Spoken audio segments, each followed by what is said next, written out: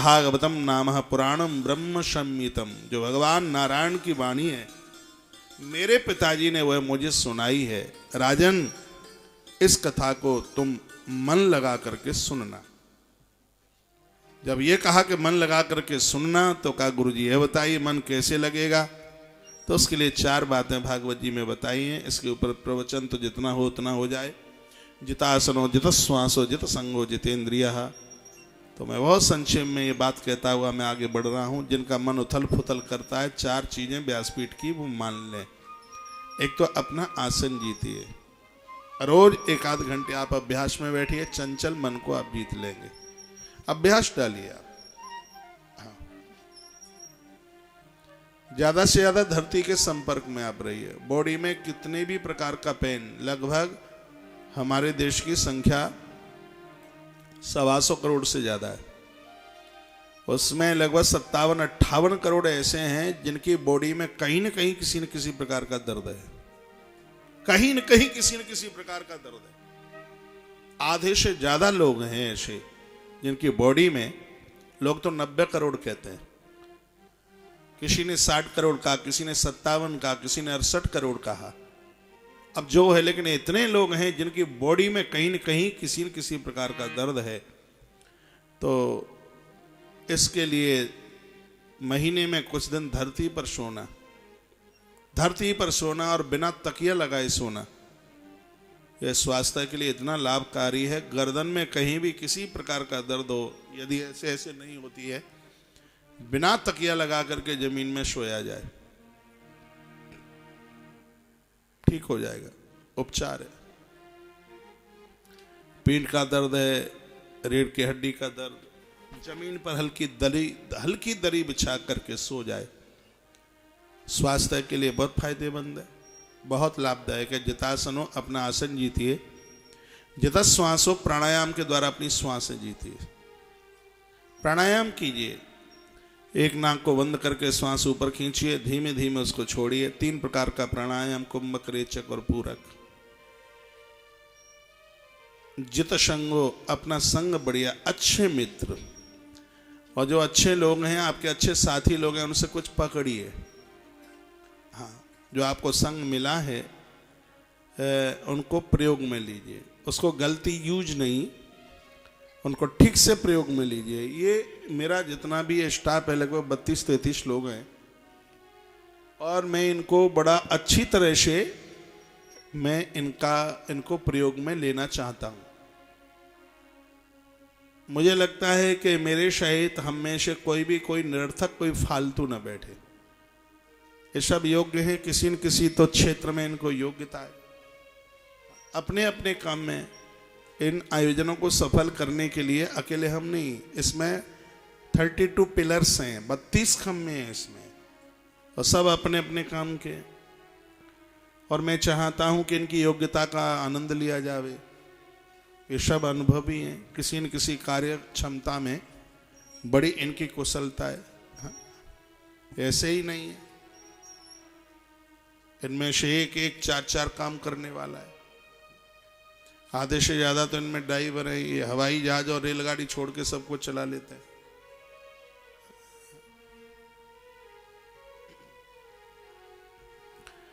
अच्छे गायक हैं, तबला बजाते हुए भी इनको वेद के मंत्र कंठस्थ हैं। हाँ, ये सब पढ़े लिखे हैं, योग्य हैं ये।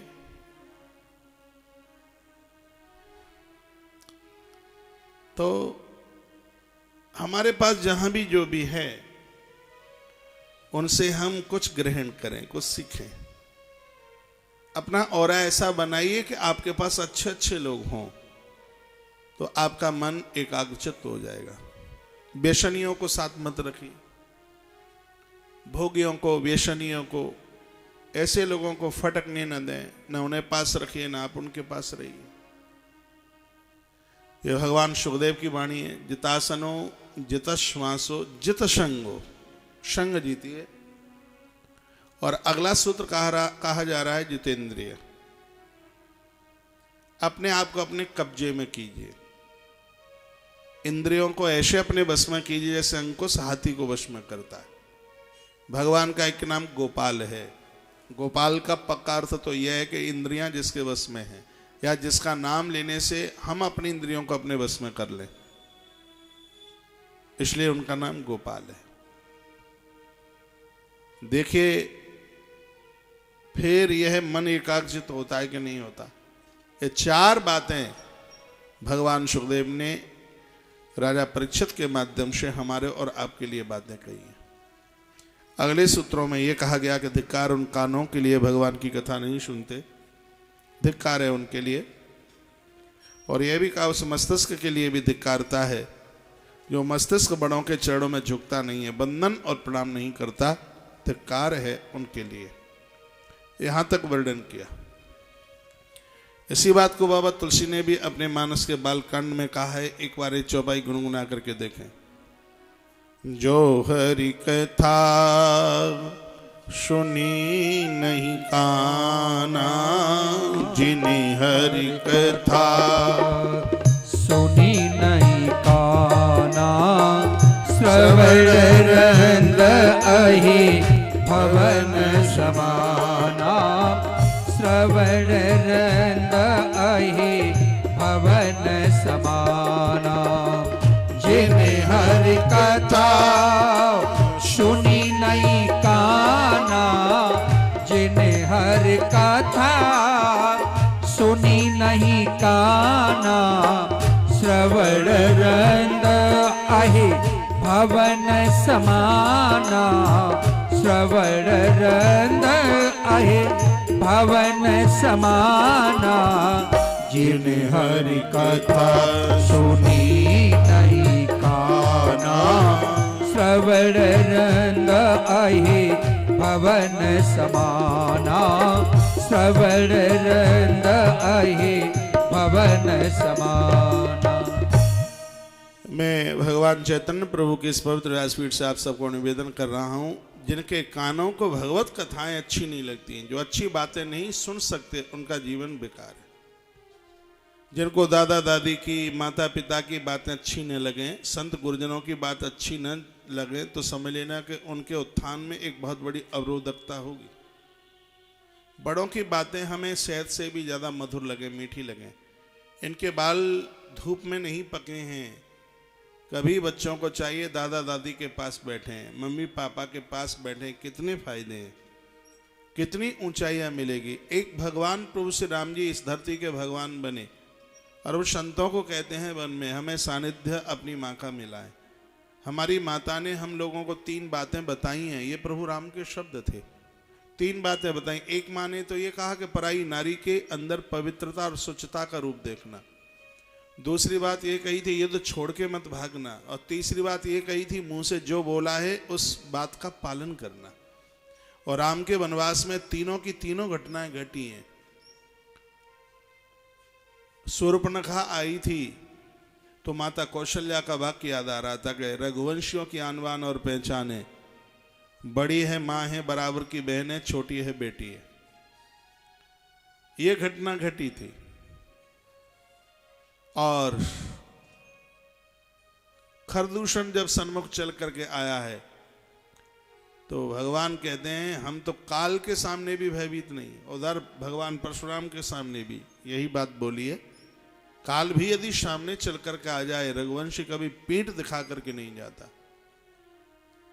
और जब विभीषण चल करके आए और कह दिया तुम लंकेश हो, लंका के राजा तुम होगे, तो सुग्रीव ने कहा ये तो मरा नहीं, रावण तुमने लंकेश बना दिया। तो माता की तीसरी बात याद आ गई, रावण नहीं मरा। यदि मूसे इसको राज्य देने को कहा है तो विभीषण को हम अयोध्या लेके जाएंगे और भाई भरत मेरा है, वो मेरी बात मानेगा। हम विभीषण को अयोध्या की गद्दी का मालिक बनाकर और इसकी सेवा हम करेंगे, प्रभु श्री राम जी ने कहा। 3 बातें माताओं ने सिखाई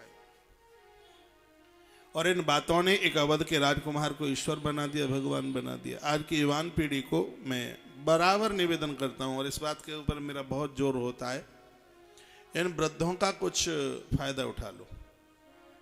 इनके पास विवेक है, इनके पास योग्यता, इन्होंने दुनिया हमसे बहुत पहले देखी है, इनके बहुत अनुभव हैं। बहुत अनुभव है इनका। और इनके बाल ऐसे ही सफेदी में नहीं, धूप में नहीं सफेद हो गए, इन्होंने अनुभव लिया है। एक छोटी सी बात मैं आपको सुना दूं। कहीं एक बेटी का पिता अपनी बिटिया के यहाँ बारात बुलाना चाहता था और उसमें चिट्ठी में उसने लिख दिया, यहाँ सब जवान आए, यदि बूढ़ा आ गया तो बारात वापस कर देंगे। चिट्ठी भेजी गई तो जवानों को तो बहुत खुशी हो रही थी, बहुत प्रसन्नता हो रही थी। बूढ़े दादा लोगों को बड़ा कष्ट हुआ कि 6 महीने से तो तैयारी कर रहे थे और ये लड़की वाले बाप ने लिख दिया कोई बूढ़ा ना आए। बारात तैयार हुई, सब बूढ़ों ने एक मीटिंग करी कि सबको नहीं ले जाते तो एक वृद्ध को, एक बूढ़े को जरूर ले जाना, ये तुम्हारे काम में आएगा, ये तुम्हारे फायदे में आएगा। चलो ठीक है, लिए जाते हैं। लेके गए, दुल्हा दरवाजे पर गया तो लड़की वाला बाप कहता है मेरे गांव के नीचे नदी बहती है, सिराधे पाठ कर दो।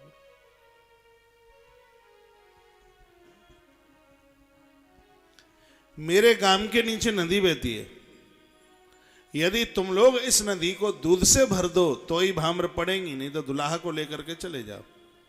अब नदी को दूध से भरना ये तो कोई साधारण बात नहीं थी, कैसे हो सकता था। बेचारे मुंह सुखा करके जन्माशय की तरफ आए, वापस चलने लगे। तब वह कोने में बूढ़ा दादा पड़ा था, उसने कहा क्यों, कहाँ जा रहे हो, क्या शादी हो गई? क्या शादी हो गई कि बुरी बर्बादी हो गई? क्या हुआ? दूल्हा वापस आ गया, लड़की का बाप बड़ा टेकी है और ये बोलता है कि सरता को दूध से भर दोगे, दूध से नदी को, तो ही भाम्र पड़ेंगी, इसलिए वापस जाना पड़ रहा है। बूढ़े दादा ने कहा पत्थर पड़े तुम्हारी अकल के ऊपर, छोटी सी बात के लिए तुमने बारात को वापस किया। नदी को तो दूध से भरना बहुत सरल है। कहा दादाजी कैसे? लड़की वाले बाप को कहिए वह अपनी नदी को पहले पानी से खाली करके बताए, फिर हम उनको उस नदी को दूध से भर करके बताएंगे।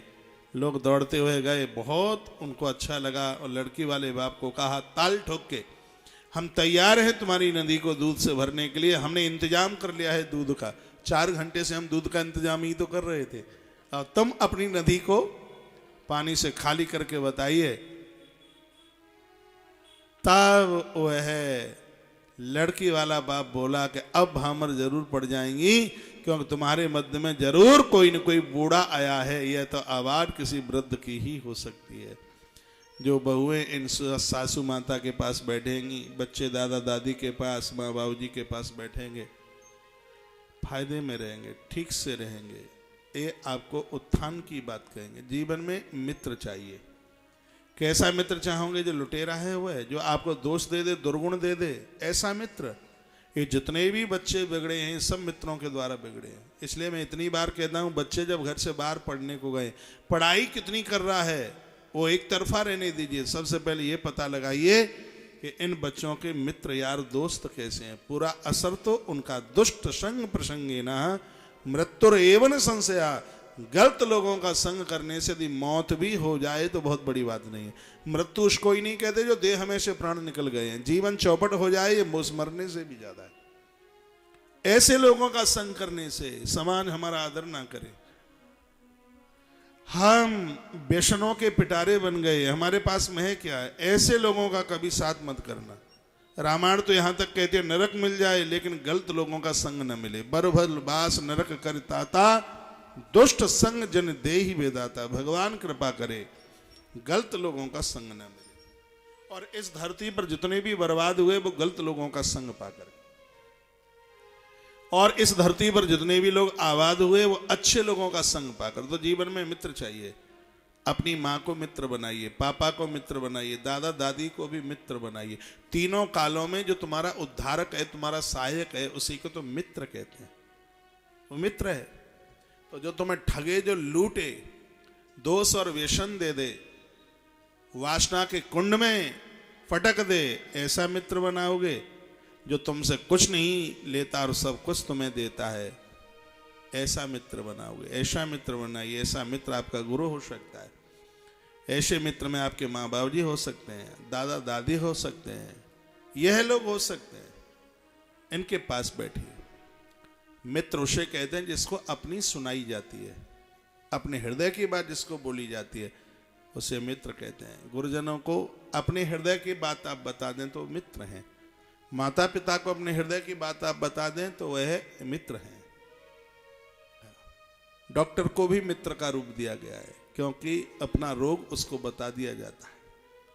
पत्नी को भी मित्र कहा गया है, क्योंकि अपनी सब बातें उसको बता दी जाती है। हाँ, कुछ बातें ऐसी हैं जो घरवाली को मत बताना, और कुछ बातें ऐसी हैं जो घरवाली को जरूर बताना। अब मैं बताने वाली पहले बात बताऊं कि ना बताने वाली है? बताने वाली। अपना कर्जा घरवाली को बता देना, अपना रोग है वो घरवाली को बता देना, अपनी पीड़ा है घरवाली को बता देना, कर्जा है, ऋण है, घरवाली को बता देना।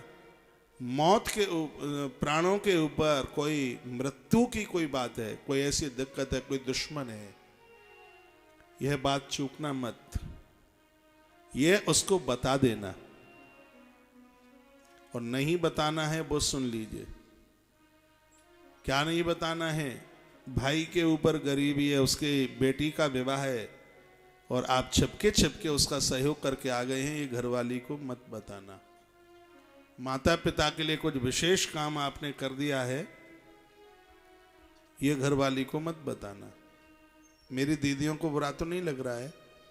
हाँ, नहीं लगेगा। हाँ, थोड़ा 10 साल के बाद में अच्छी बात लगेगी। मायापुर में अच्छा कुछ बताया था। चाहे पत्नी कितनी प्यारी हो, पर भेद बताना ना चाहिए। कौन सा? यही ये बातें बताई हैं। नारी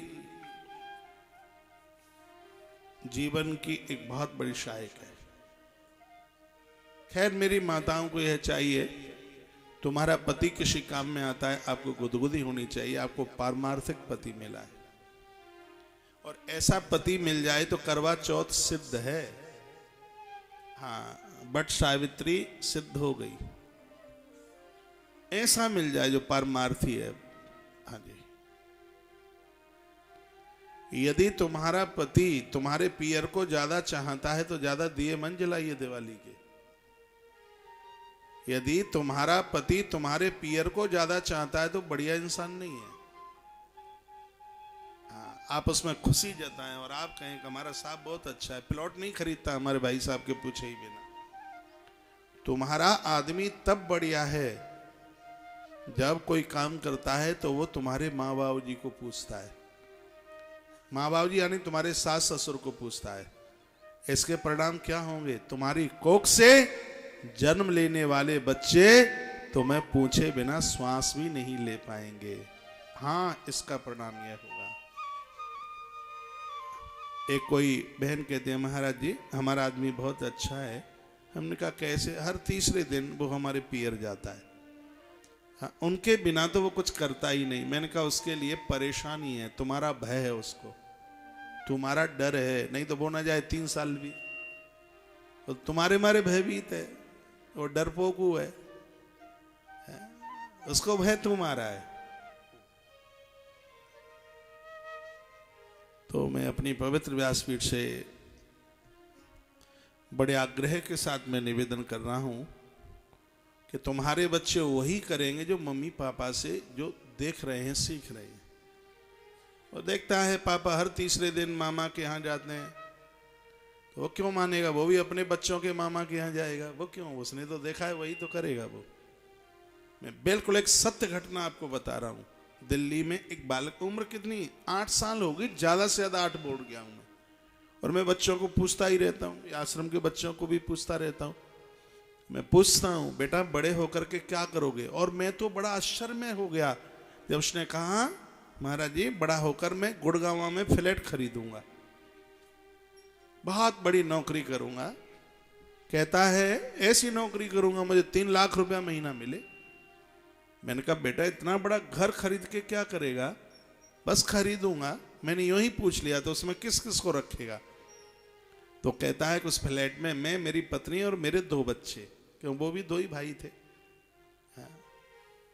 तो हम दोनों और हमारे 2 बच्चे। मैंने यूं ही पूछ लिया बेटा अपने मम्मी पापा को नहीं रखोगे? बोलता है इनको तो कभी भी नहीं रखूंगा। मैंने कहा क्यों? क्योंकि इन्होंने भी तो हमारे दादा दादी को नहीं रखा है।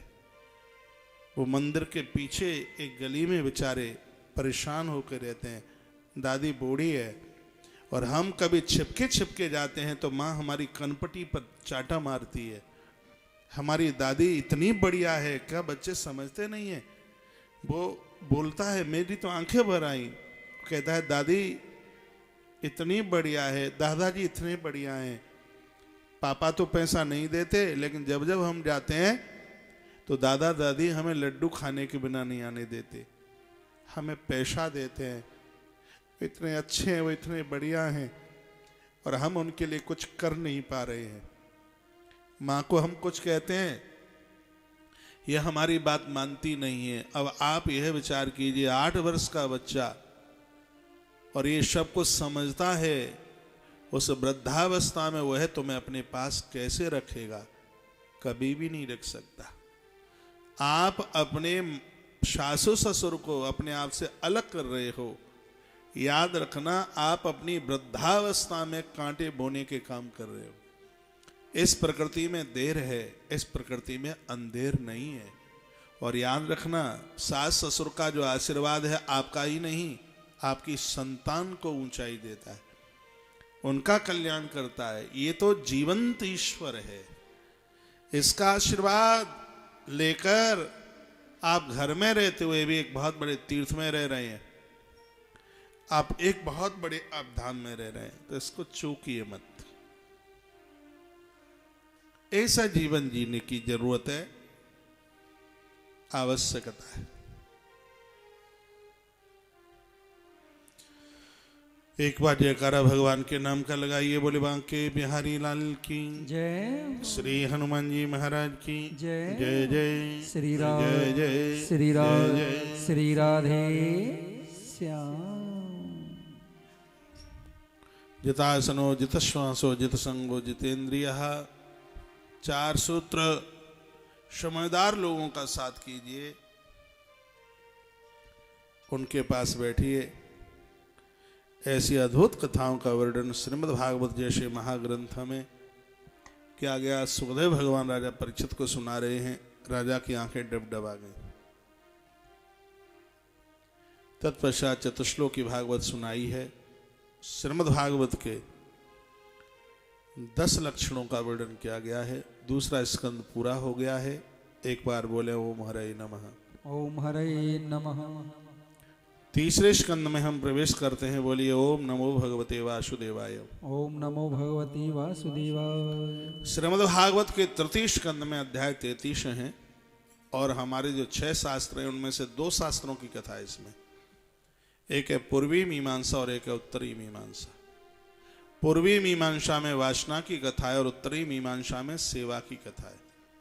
पूर्वी मीमांसा में फालतू इच्छाओं की कथा है और उत्तरी मीमांसा में सेवा यानी समर्पण की कथा है। जिसके अंदर मांगे थी, वासना थी, ऐसी स्त्री है जिसका नाम है दिति, उसके यहाँ निशाचर पैदा हो गए। एक नारी ऐसी भी है, ये उत्तरी मीमांसा की कथा है, जिसके अंदर सेवा थी। उस माता का नाम था देवहूति। उसके यहाँ स्वयं भगवान कपिल मुनि आकर के प्रकट हुए। महात्मा कपिल वहां आके प्रकट हुए हैं। जिस देवी के अंदर सेवा का भाव था, मेरी माताओं आपके अंदर भी सेवा का भाव होगा। ईश्वर ही कोई न कोई रूप धारण करके आपके घर आ जाए। यह जरूरी नहीं है कि भगवान उसे ही कहते हैं जो राम बन के आए। ईश्वर की परिभाषा इतनी सी ही नहीं है जो कृष्ण बन करके आता है वही भगवान नहीं है। भगवान के और भी बहुत अर्थ हो सकते हैं। आपकी दयालुता से भरी हुई संतानें भगवत रूप है। समर्पित युक्त संतान है, वासना नहीं है, दोष नहीं है, चरित्र में खुशबू है, सुगंधी है, कर्मठ है, पारमार्थिक जीवन है, धर्म के लिए जिंदगी जीते हैं, सच मानिए भगवान है। ईश्वर की एक निधि है।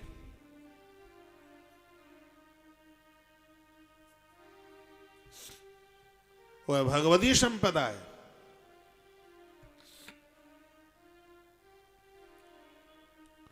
बोले बाल कृष्ण लाल की जय हनुमान जी महाराज की जय जय जय श्री राम जय जय श्री राधे जय जय। श्री राधे श्याम। तो ये तीसरे स्कंद का जो उत्तरार्ध है वो सेवा से भरा हुआ है। सेवा होगी, महात्मा भगवान कपिल प्रकट होंगे। वासना है, दूषित इच्छाएं, वह हिरण्यकश्यप और हिरण्याक्ष पैदा हो जाएंगे। हिरण्याक्ष के उद्धार के लिए भगवान को धरती पर वराह बन करके पैदा होना पड़ा।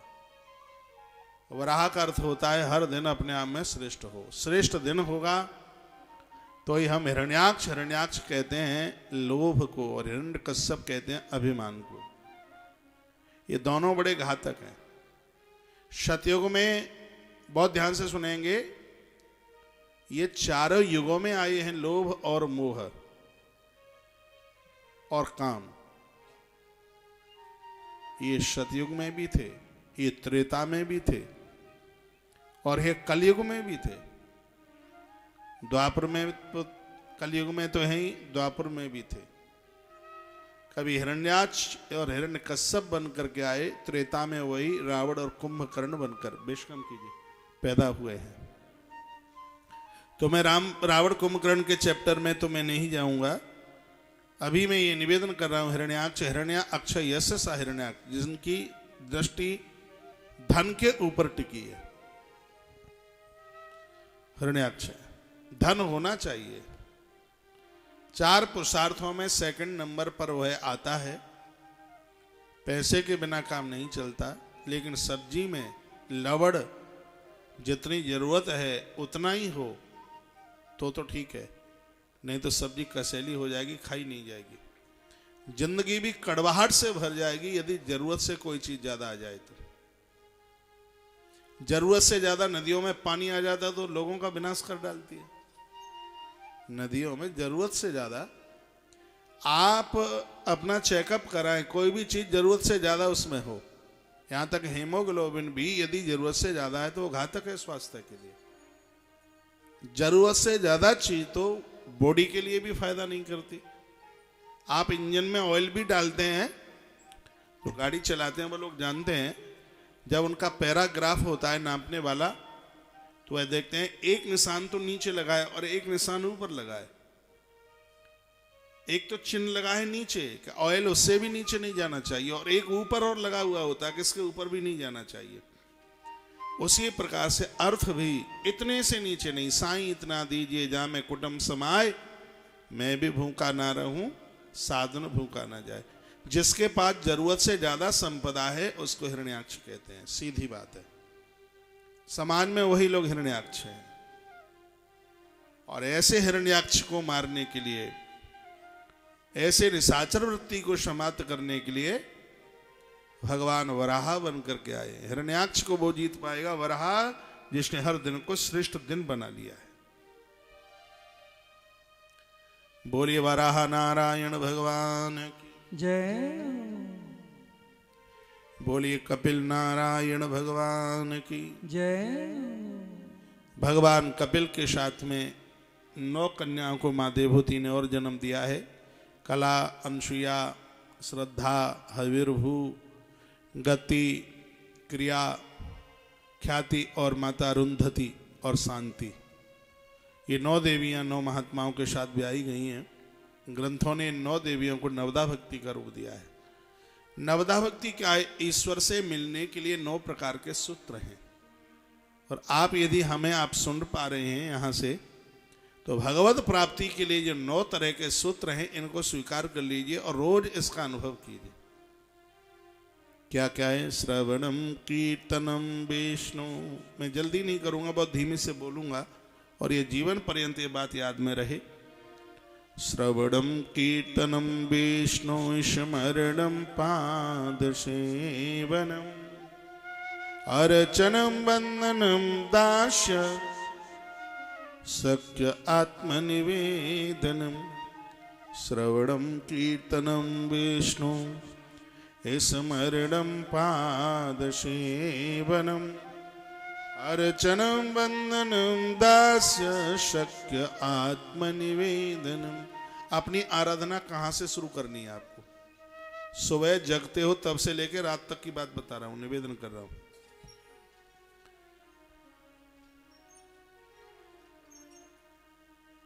श्रवण, जब से आप जगते हैं तब से सबसे पहले सुनना शुरू कीजिए। भगवान का नाम सुनिए, कीर्तन सुनिए। आज तो विज्ञान का युग है, सुबह ही सुबह अपने मोबाइल में अच्छी सी कोई धुन लगा के रखिए। कोई इन कानों को सबसे पहले कानों की खुराक दीजिए। जिनके कान सुबह ही सुबह भगवत नाम सुनते हैं, पूरे दिन भर वह कान किसी की चुगली नहीं सुन सकेंगे। कानों की खुराक है, इनको इनकी खुराक दीजिए, अच्छी बातें सुनाइए इन्हें। श्रवणम।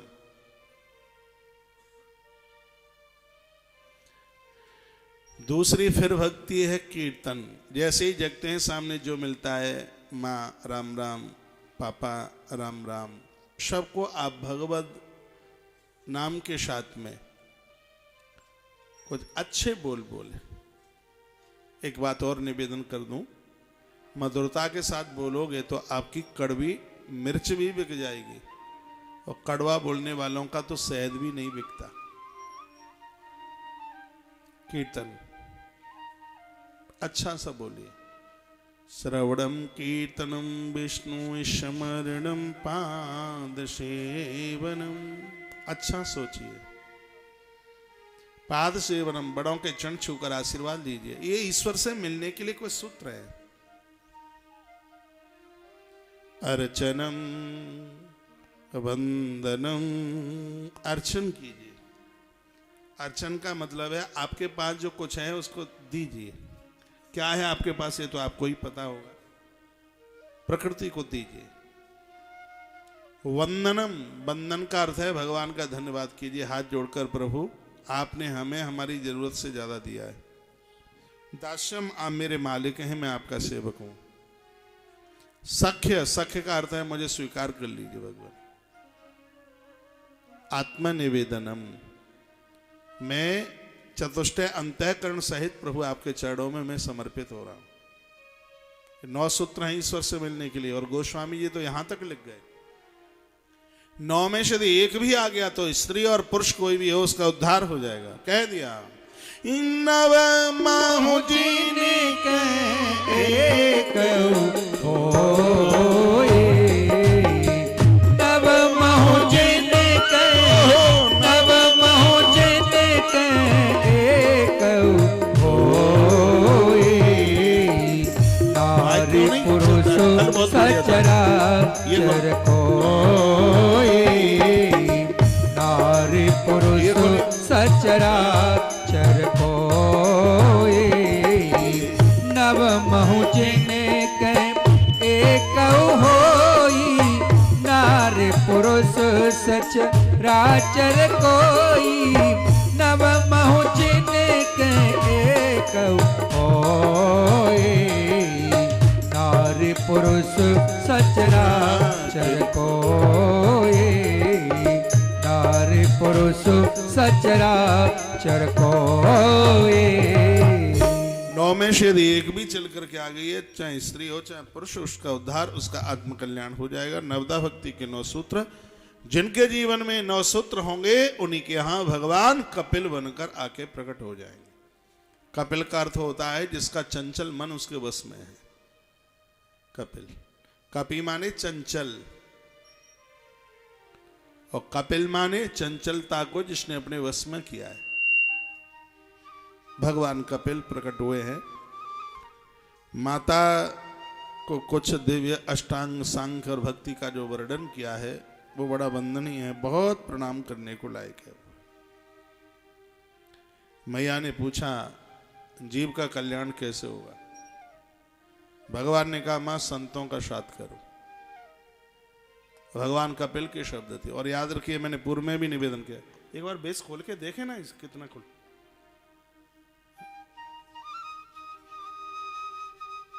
सिरा दे और बेस कम कर, सिरा दे, आवाज खोल। ये डिब्बा इतने रखे आवाज निकलती नहीं कहीं।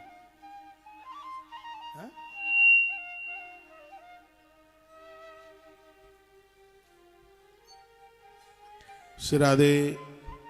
भोली बांके बिहारी लाल की, जय। हनुमान जी महाराज की जय जय जय। श्री राधे जय जय श्री राधे जय जय। श्री राधे श्याम। पूछा गया संत कौन है, माँ कहती है इनकी परिभाषा क्या है, तो क्या सुंदर जवाब दिया है। तितिक्षवा कारुणिका सुहृदा सर्वदेही नाम अजात शत्रवः शांता साधवा साधुभूषण। क्या जवाब दिया। तितिक्षवा, जो मिला है उसमें ही तृप्त है, जिनकी जीभ चटोरी नहीं है। सबसे पहली जो बात कही है, साधु कोई तब बने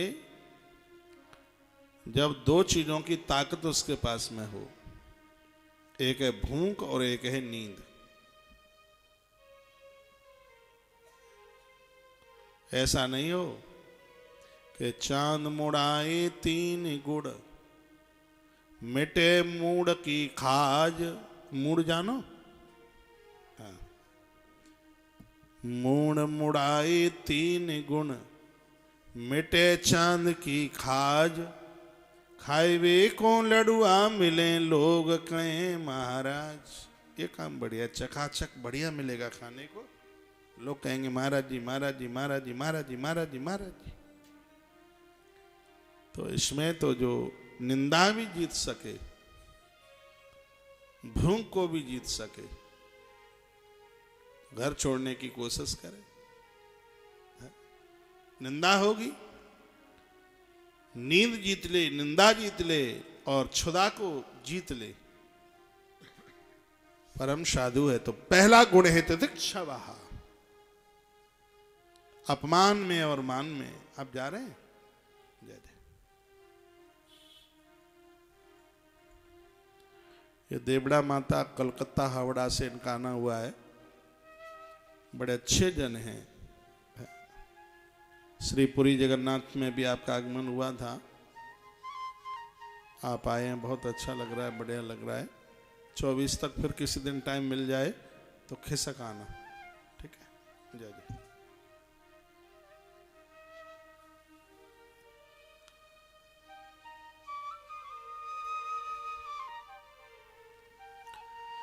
घर में रह करके भी यदि इन चीजों को स्वीकार कर लिया जाए तो आप महापुरुष बन जाएंगे। सबसे पहला है तितिक्षवा।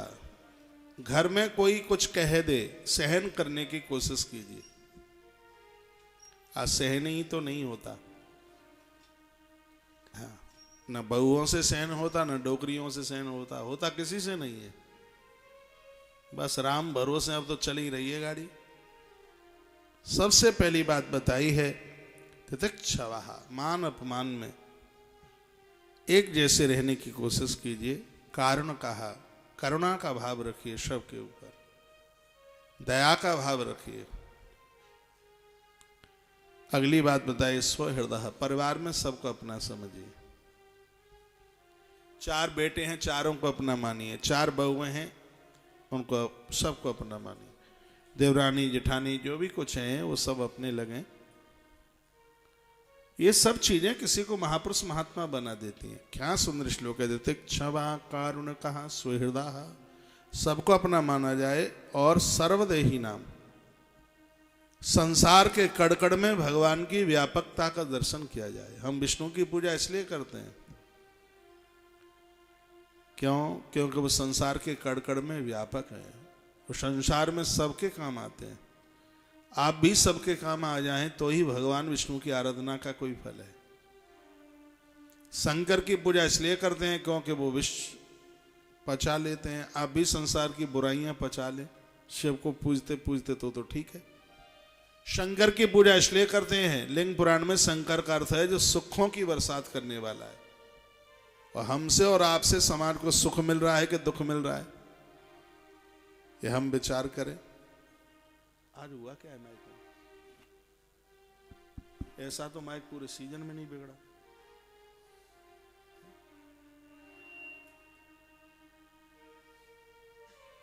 श्री राधे। बोली बांके बिहारी लाल की, हनुमान जी महाराज की जय। जय जय। श्री राधे जय जय। श्री जय राधे जय। श्री राधे श्याम। अगली बात बताई गई है, अजात शत्रवा, हमारा कोई शत्रु ना हो। थोड़ा याद कीजिए, आपकी किसी से बोलचाल बंद तो नहीं है? यदि बोलचाल बंद है तो ठीक नहीं है। किसी से कोई दुश्मनी तो नहीं है, कोई शत्रु तो नहीं है। मेरा तो कोई नहीं है। मैं सोच रहा हूं अभी बैठे बैठे, मैं सोच रहा हूं मेरी किसी से बोलचाल बंद है क्या? किसी से नहीं है। ठीक से सोच रहा हूं। मेरी डिक्शनरी में कोई ऐसा आदमी दिखता नहीं है जिससे मेरी बोलचाल बंद हो। खूब कोशिश कर रहा हूं, सोच रहा हूं, विचार कर रहा हूं, किसी से भी नहीं। आप भी सोचें, पूछें अपने आप को। आप में से बहुत तो माताएं बहुओं से रूठी होंगी, बहुत सी दीदियों की बोलचाल डोकरियों से, सासू मां से बंद हो सकती है। भागवत कहती है कि ये सिद्धांत ठीक नहीं है। अजात शत्रवः शांताः क्रांता मत बनिए, शांता बनिए, सरल बनिए। अगली बात बताई गई है, साधवा साधु भूषण, सधा हुआ जीवन जीने की जरूरत है, यही साधु के आभूषण है। मां, ऐसे लोगों का संग करोगी तो जीवन का कल्याण हो जाएगा। श्रद्धा रति भक्त अनुक्रमश्यति, इनके चरणों में भक्ति मिलती है, ईश्वर के प्रति प्रेम, अनूठा प्रेम बढ़ता है। मां ऐसा कीजिए।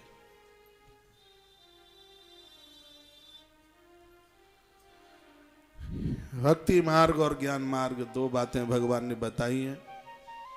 शरीर के सृजन की बात बताई गई। 9 से 10 महीने में ये शरीर बन के तैयार होता है, बड़ा कष्ट भोगना पड़ता है, तब ये काया बन के तैयार हुई है। भागवत कहती है कि स्वर्ण का घट है ये, सोने के कलश में अमृत रख लोगे, गंगा जल तो ठीक है, इसमें मदरा रख ली तो ये जीवन की बहुत बड़ी अयोग्यता होगी। मानवीय शरीर मिला है, इसमें आप अच्छा चिंतन कीजिए, अच्छा कुछ रखिए, वासना को छोड़िए, बुरी आदतों को छोड़िए। भगवान कपिल का सिद्धांत है। माता के सामने मेरे प्रभु ने बड़ा अच्छा सा प्रवचन किया, और ये यही स्थान है जिस जगह को आज गंगा सागर के नाम से जाना जाता है। माता ने अपने प्राण छोड़े, प्रभु ने अस्थियों का विसर्जन किया है। आज भी भगवान कपिल का दिव्य मंदिर है वहां पर।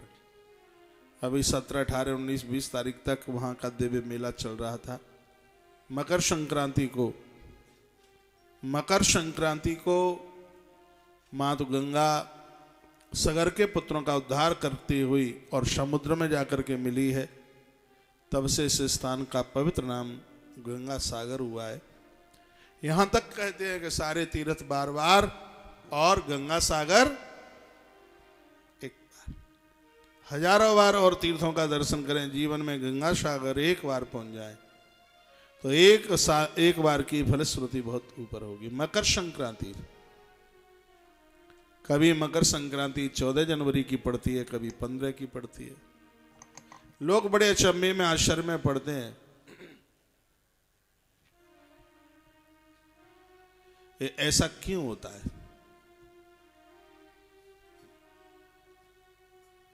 अभी हम पिछली कथा में निवेदन कर रहे थे,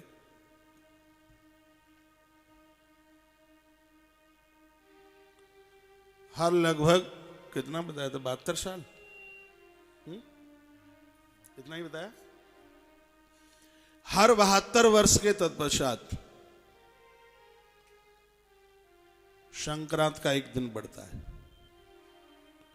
2008 से संक्रांत 15 तारीख की पड़ रही है। ऐसे 72 साल पहले तक संक्रांत 14 जनवरी की थी। उससे भी और पहले 13 जनवरी की थी। और 2008 से जब 72 साल पूरे हो जाएंगे, फिर मकर संक्रांति 16 जनवरी की हो जाएगी।